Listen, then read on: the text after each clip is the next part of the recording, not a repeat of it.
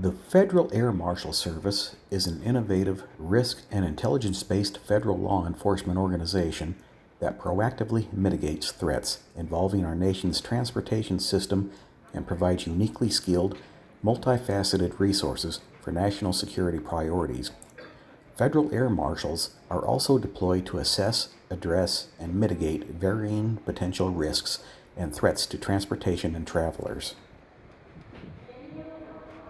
On 02 March 1962, Attorney General Robert F. Kennedy swore in the first class of Sky Marshals, a special force of the Federal Aviation Administration. They were 18 volunteers from the FAA's Flight Standards Division. Within the FAA, they were referred to as Sky Marshals, but it took the media about 10 years to pick up on that name. In 1969, due to a high number of hijacked aircraft in the Middle East, with the majority of hijackings occurring out of Florida, the U.S. Marshal Service started a Sky Marshal Division out of their Miami field office. In the 1970s, the Sky Marshal program became a joint effort between the U.S. Customs Service and the FAA. On 11 September 1970, President Nixon ordered the deployment of armed federal agents on U.S. commercial aircraft. This is in response to increasing acts of piracy by Islamic radicals. These federal agents came from the U.S. Treasury. Later, U.S. Customs Service created a position called the Customs Security Officer, CSO. CSOs were deployed undercover in teams of 2 and 3 on U.S. commercial aircraft flying both domestic and international routes. In 1973, the FAA enacted a mandatory passenger screening. The CSOs were disbanded and their duties absorbed by the U.S. Customs Service. By 1974, armed Sky Marshals on U.S. aircraft were not common. In 1985, the Federal Air Marshal program was begun in response to domestic hijackings, especially after the hijacking of TWA Flight 847, and the number of Federal Air Marshals was increased, with their focus on international U.S. carrier operations. They met resistance from the UK and West Germany, both of whom objected to having armed individuals entering their countries, but it was overcome through negotiations and agreements. From 1992 until just after 11 September 2001, the Air Marshals had one of the toughest firearms qualification standards in the world. There weren't many Air Marshals at the time. 33 were active on 11 September 2001. President George W. Bush rapidly expanded the service, with many new agents being hired from other agencies, such as Border Patrol, Bureau of Prisons, DEA, FBI, ATF, INS, and many others. As of August 2013, there were an estimated 4,000 Federal Air Marshals, and they currently serve as the primary law enforcement entity within the TSA. On 16 October 2005, the Federal Air Marshal Service was transferred from the U.S. Immigration and Customs Enforcement, or ICE, to the TSA. To be selected, first you must apply and then meet the minimum requirements. The first step is to find an open position, and since Air Marshals are federal employees, these openings can be found on usajobs.gov. Create an account if you do not already have one, log in and search for Federal Air Marshal. If you see any openings, you will see the city where the position is based, and you will see the starting salary for the position in that area. The requirements for becoming a Federal Air Marshal are that you must be a U.S. citizen, you must be at least 18 years of age, and no more than 37 years of age upon appointment. However, if you're a veteran, then you might be able to get a waiver. You must have earned a bachelor's degree or certain qualifying experience. You must pass a drug screening, medical exam, background investigation, and submit to fingerprinting. You must be able to obtain a top secret security clearance, and a law enforcement degree would be beneficial in a very competitive job market. And although I wasn't able to find it, you probably have to complete an interview and quite possibly a computer-based test or CBT. Federal Air Marshals who successfully complete and pass the application process attend an extensive training program that lasts over 16 weeks. It's an intensive two-phase training program.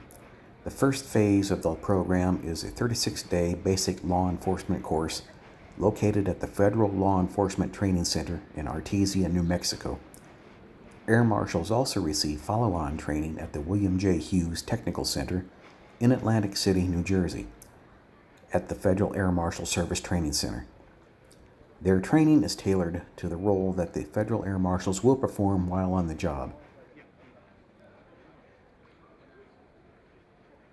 Some of the subjects covered in this training include constitutional law, international law, marksmanship, physical fitness, behavioral observation, defensive tactics, emergency medical assistance, and other law enforcement techniques.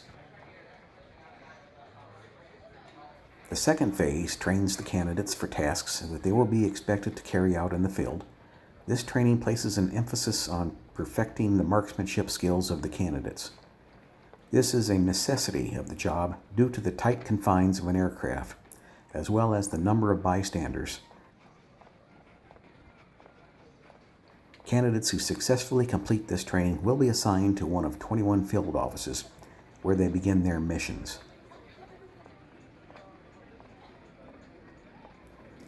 According to an anonymous air marshal, they are trained to shoot to stop, typically firing at the largest part of the body, the chest, and then the head to incapacitate the nervous system. The Federal Air Marshal's primary function is to protect commercial passenger flights by deterring and countering the risk of terrorist activity, aircraft piracy, and other crimes to protect the nation's transportation infrastructure. Federal Air Marshals are equipped to operate independently in a highly stressful environment with little or no backup available. They operate undercover in civilian clothes and are equipped with a firearm, expandable baton, and handcuffs. Duties may include, but are not limited to, participating in multi-agency task forces involving other federal, state, and local agencies in support of an integrated federal law enforcement and intelligence approach to proactively fight terrorism. Coordinating and administering law enforcement, investigative, analytical, or advisory activities to ensure compliance with federal laws, regulations, and other mandatory guidelines. Making arrests without warrants for any federal offense committed in their presence, or for any felony identifiable under the laws of the United States, if there is probable cause to believe that a felony is being or has been committed. Seeking and executing warrants for arrest or seizure of evidence upon probable cause that a violation has been committed, and identifying and interviewing witnesses and suspects. Presenting information regarding law enforcement activities to the appropriate U.S. attorney as necessary. Such law enforcement activities may involve matters of extreme sensitivity, with difficult planning and coordination problems because of jurisdictional concerns involving other nations and federal, state, county, and local governments.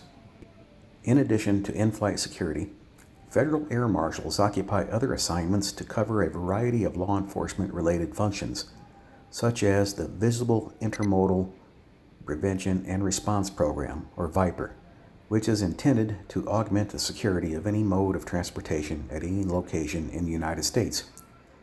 VIPER teams can consist of Federal Air Marshals, TSOs, U.S. Immigrations and Customs Enforcement Special Agents, U.S. Customs and Border Protection Officers, U.S. Border Patrol, U.S. Coast Guard, National Guard units, local law enforcement agencies, and a number of others. They detain and search travelers at railroad stations, bus stations, ferries, car tunnels, ports, subways, truckway stations, rest areas, and special events. They can also deploy to deal with chemical, biological, radioactive, nuclear, and explosive weapons of mass destruction. They also inspect ships, containers, and vehicles. Unlike most other federal agencies, the Federal Air Marshal Service does not use the General Schedule pay scale, which consists of grades GS1 through GS15. Instead, they use what is called the SV grading system, which uses letters instead of numbers. An entry-level Federal Air Marshal is in pay band G, which has a range of, and I'll round this off, 43,000 to 67,000 per year. This is approximately equivalent to GS8 through GS10. You also get locality pay based on your location. It ranges from 15.95% to 41.44%. This position is a primary law enforcement officer position and is covered under the special LEO retirement provisions. Law enforcement availability pay, called LEAP, is approved for this position to compensate for unscheduled duty in excess of a basic work week.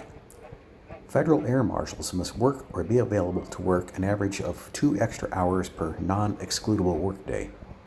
LEAP is not authorized until all initial training requirements are successfully completed and upon issue of the Federal Air Marshal badge and credential.